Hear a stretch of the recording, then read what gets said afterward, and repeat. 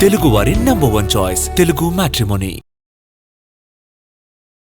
Cassette సేల్స్ని బట్టి song ఎంత hit అయింది అని చెప్పే రోజులు, షేర్ ఆటోల్లో బస్సుల్లో వినిపించడాన్ని బట్టి ఆ సాంగ్ ఫేమ్ని లెక్కలేసే రోజులు లేవిప్పుడు.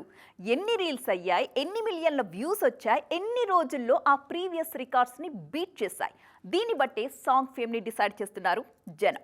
ఇప్పుడు చికిరి చికిరి ఓ విషయంలో రేర్ రికార్డ్ టచ్ చేసింది తెలుసా? ఇంతకీ ఏంటది అంటారా? Let's watch.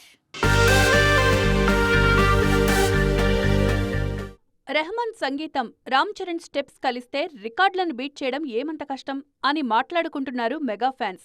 చికిరీ చికిరీ విడుదలై అన్ని భాషల్లోనూ కలిపి 16 రోజుల్లో 100 మిలియన్స్ వ్యూస్ ని సొంతం చేసుకుంది.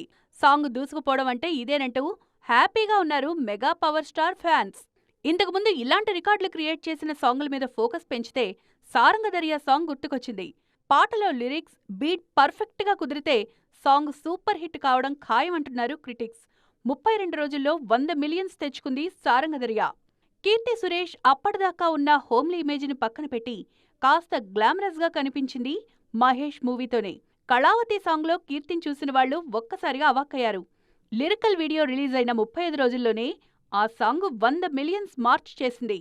సాంగ్స్ గురించి చెప్పుకోవాల్సొస్తే అలవైకుంఠపురంలో సినిమాను మిస్ చేయకూడదు. సామజ వరగమన, రాములో రాముల సాంగ్స్ దుమ్ము లేపాయి. సామజ వరగమన లిరికల్ వీడియోకి 105 రోజుల్లో 100 మిలియన్స్ వస్తే రాములో రాముల జస్ట్ 54 రోజుల్లోనే ఆ రికార్డును క్రాస్ చేసింది. తెలుగువారి #1 చాయిస్ తెలుగు మ్యాట్రిమోనీ.